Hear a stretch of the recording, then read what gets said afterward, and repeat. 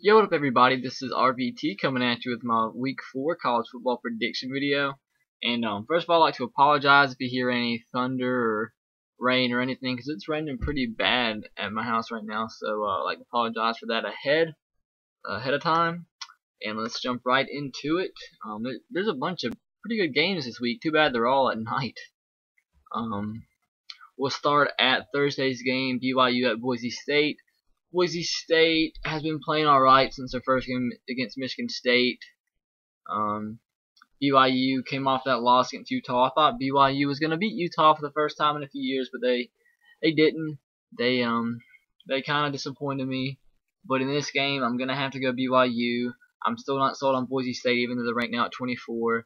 I think even though they played Michigan State tough, I think Michigan State was kind of exposed last week because of that loss in Notre Dame, which was pretty bad, 20-3. And Andrew Maxwell has just not really proved to me yet that he can be a big-time college football quarterback. So I think that close game against Michigan State was kind of a fluke for Boise State. So like I said, I'm not completely sold on Boise just yet. I think BYU's defense and Ryan Nelson leads them to a win, even though this being at Boise at the Blue Turf, this will be a very close game. I see BYU wins this game. It'll be a fun game to watch, Thursday night game. I'll say BYU wins this game 21-17 over Boise. Friday, Baylor at Louisiana-Monroe. Louisiana-Monroe finally plays a home game after playing at Arkansas, at Auburn, and they should have won that game against Auburn. Colton Browning's probably been the most impressive and most surprising player in the country so far. I mean, that ULM team is no joke. They're not just a team that can just pull a surprise out of nowhere. They're a team that, as overall, is a really good, fundamentally sound group. Their receivers are great. Their offensive line is blocked really well for the running backs against Auburn. Their only suspect part of their team is their defensive line. Auburn ran the ball pretty well against ULM. Their secondary gave that long Hail Mary, but other than that, they pretty much shut down Kyle Frazier other than a few big plays. And Baylor, they're all right this year. Nick Florence is a pretty good quarterback, not RG3-esque at all. But this will be a tough game, especially going into ULM in their first game of the season with all of that momentum. Sorry about that. But Baylor's coming off of 2 wins against Southern Miss and Sam Houston State. So as hard as it is to say this, and for some people to actually comprehend, this is really the first true test of the season. But I predicted Louisiana-Monroe to win last week, and you know what? I'm going to predict them to win again. They should have won that game against Auburn. Sorry about that. But I just think they win this game. Colton Browning will lead them to their first win of the season at home against Baylor, 34-30 over Baylor. Maryland at West Virginia. Maryland has 1 win this year, but they are not going to be able to hang with West Virginia by any means. West Virginia probably has the best offense in the country. Dino Smith is by far leading in the Heisman race as of right now. West Virginia's been very impressive early in the season, and they should have no problem with Maryland. They should blow them out by 3 touchdowns. I say 42-17 West Virginia. Virginia at TCU. TCU's quarterback Casey Pahal is probably the second or third best quarterback in the Big 12 or Big 10. Sorry, Big 12. Sorry. Virginia looked terrible last week against Georgia Tech. Georgia Tech ran all over them. Their offense looks terrible. TCU kind of struggled with Kansas, but that was most of a part being to an early turnover, which set the tone for the game for Kansas. But TCU did squeak it out 20-6. I do see TCU winning this game. Should be no problem. I say 37-14 TCU. Ole Miss at Tulane. That's kind of an interesting game. Like I've said plenty of times, going into playing away against a smaller bowl subdivision team like Tulane, when you're a team like Ole Miss, can be tough. So that makes this game close, I believe. But Ole Miss, with the SEC caliber depth, I say wins this game. This should be a high-scoring game. I say 42-27 Ole Miss. Kentucky at Florida. Kentucky's coming off that embarrassing loss, in-state rival Western Kentucky.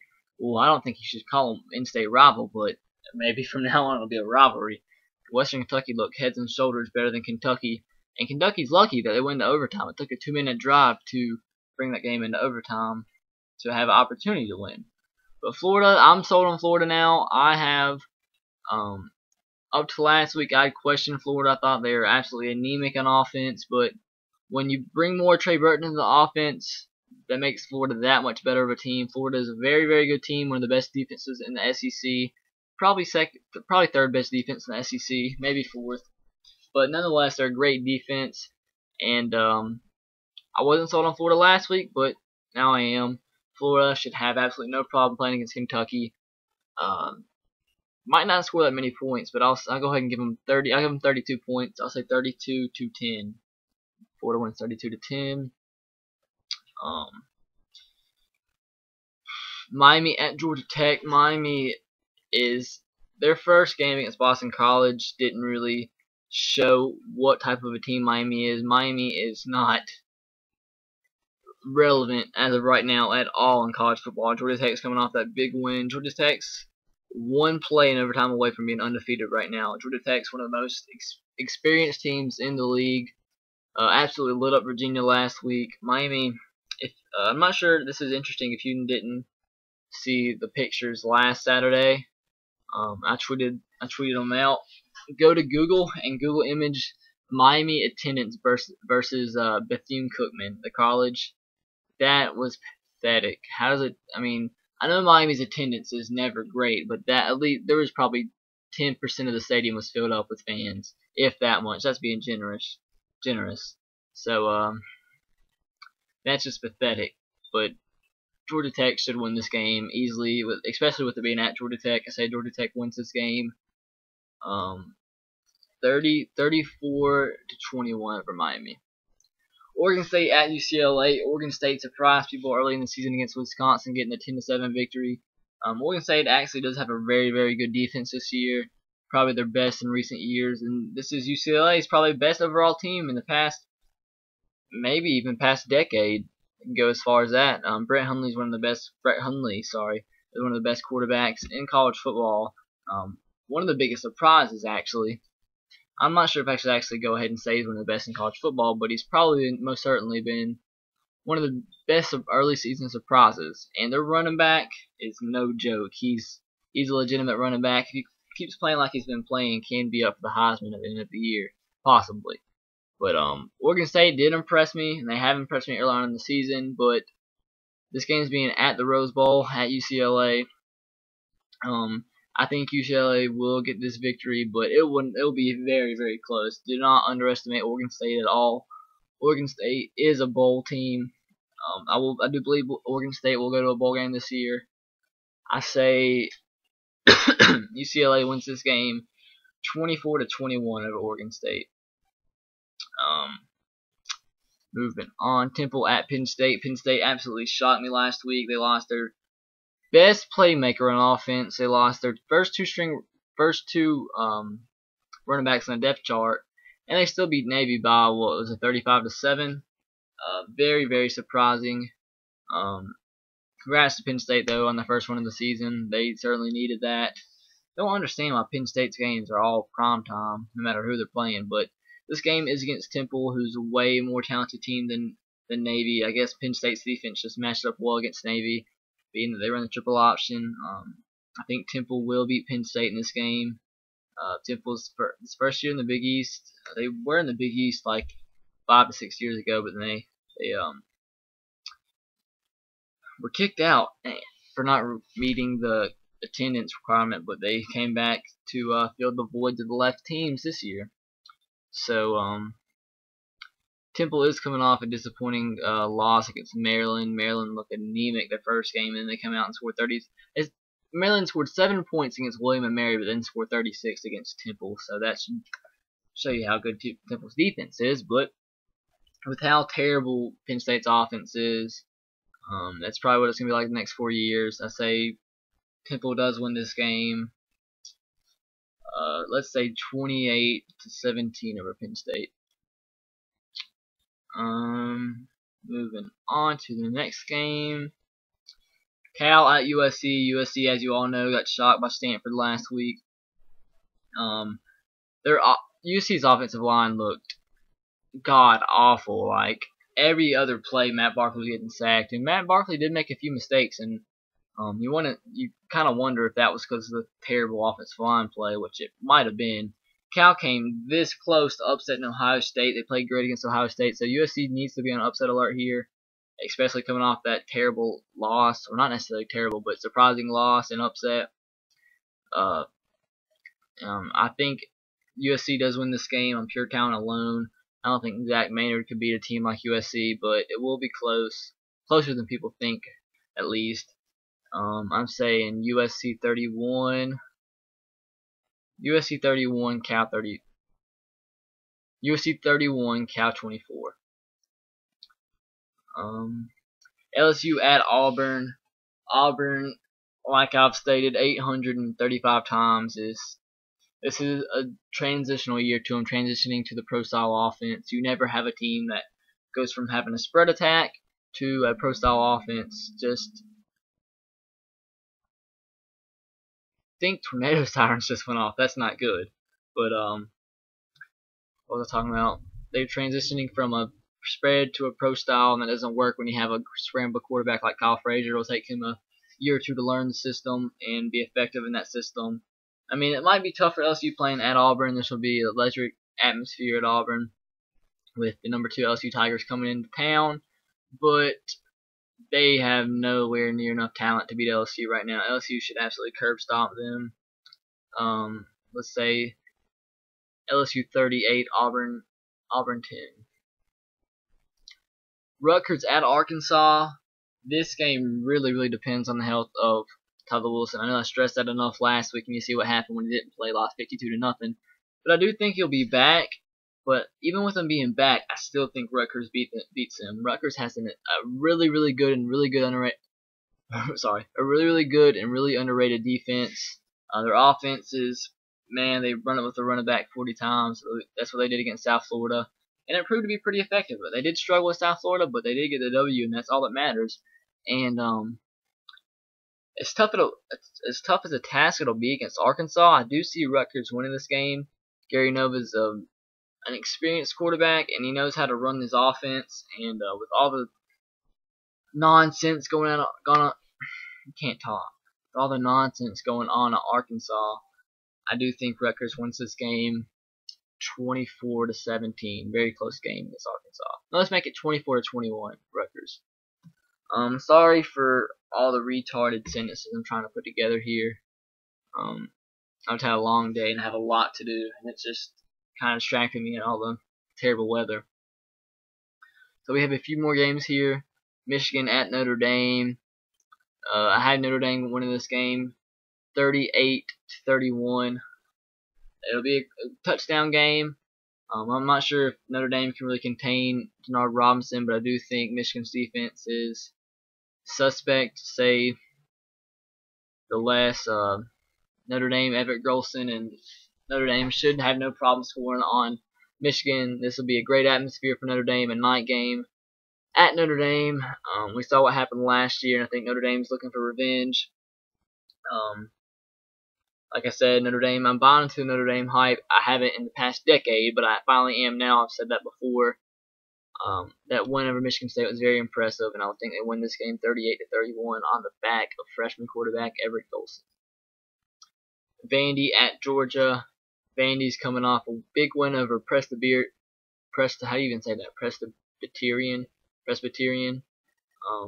Austin Carter Samuels actually started last game ahead of Jordan Rogers, so that's kind of interesting to watch that quarterback battle there. See if James Franklin is losing faith in Jordan Rogers, and that's kind of odd because Jordan Rogers was like 3rd or 4th in the SEC in passing yards, so that was kind of strange. But Georgia does have a really good team this year. Their offense looked very impressive against Florida Atlantic, but they still look good. A very talented defense. They finally have all their players back from suspension. Vandy might give them a little problem in the first quarter or two, but Georgia should run away with this. Let's give Georgia 42-21 over Vandy. Kansas State at Oklahoma. This is my upset of the week. I do have Kansas State and Colin Klein beating Oklahoma. Oklahoma, I believe, is very, very overrated. They're just not good at all. Like, I don't have anywhere in Oklahoma that impresses me. Like, nothing about their team is impressive to me at all.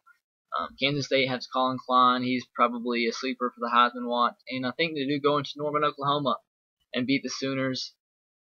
Close game, 27-24 on a last-second field goal. It's possible, and I believe it's going to happen. And you'll see this Saturday at 6:50 when Kansas State beats Oklahoma. And I think we have 2 more games, or three or four. Clemson at Florida State. Last week, you probably saw me predict more for offensive teams and defensive teams. Like, for example, I picked Tennessee over Florida. But after watching last week and watching what happened, I'm starting to kind of evolve my opinions more to defensive style of play and the defensive teams. And with that said, I do think Florida State beats Clemson pretty easily. I say 31-17 over Clemson. I mean, don't get me wrong, Clemson has probably the best offense in the SEC or the ACC, but Florida State has probably the second or third best defense in the country. They are absolutely just insane against Wake Forest. Wake Forest couldn't do nothing. Kind of funny how Florida State and Alabama both won 52-0 over pretty good schools. But like I said, 31-17 Florida State. Syracuse at Minnesota. Minnesota's not good at all like years in past. Syracuse has been good at times this year. Their offense is very good. They actually scored some points on USC. They came this close to beat Northwestern, who's 3-0. But Syracuse, I think, should beat Minnesota this game. High-scoring game. I think Syracuse wins this game 38-28 over Minnesota. And Utah, Arizona State, 2 teams coming off losses. Arizona State lost to Missouri. Well, Utah beat BYU the week before that. Utah lost to Utah State. I think kind of the difference was BYU runs a more traditional power type of offense, and I think Utah has mismatches when they play against a team that spreads them out, and Arizona State does that with Todd Graham at head coach now. So I think Arizona State wins this game 27-21. Quarterback is a very, very, very good quarterback. Todd Graham, I think, was a really good hire for Arizona State. It's an interesting hire to say the least, but I do think Arizona State wins this game. And how long is this video? Please don't be over 20 minutes. 17 minutes. Last game, a very, very fun game to watch. A late night game that you all might want to watch if you're still up, which I know I will be. Arizona, number 22 in the country, rolls in to Oregon, Eugene, Oregon, number 3 in the country. Oregon probably has the best offense in the country so far. Probably 1A Oregon, 1B West Virginia right now for the best offense in the country. But Arizona has been very, very impressive this year under Rich Rodriguez. Very surprising. I didn't think they were going to beat Oklahoma State, and they beat them by 20-something points. They hung up 59 points in Oklahoma State. And that's very, very un-Oklahoma State-esque. So Arizona has a very impressive offense this year. Rich Rodriguez has it going with his quarterback mascot. Been very, very effective this year. He's managed games. He's a pretty talented runner. I think he has 7 touchdowns, only 1 pick so far, and about 1,000 yards. So he's playing good. But I think Oregon, they're just too impressive. They're too fast. It's playing at Oregon. It's impossible, just about impossible to win at Oregon. So Arizona will give Oregon a run for their money, but I think in the 3rd and 4th quarter, Oregon does pull away with this. It'll be a very high-scoring game. I think both teams score over 40 points, but I say Oregon 48, say Oregon 52, Arizona 42. So that, I think, is it. Yep. What was my upset of the week again? Kansas State over Oklahoma. Yep. So I'll see you guys later. I gotta go work out, and I gotta write my little article for my new website that I'm writing for now, hoopsandhelmets.com. I'm gonna make a video in the future to kind of promote the website, get it more viewers. But I'll see you guys later, and as always, roll tide, go Sox, and go Titans. See you. Make sure, if you haven't already, to subscribe. See you.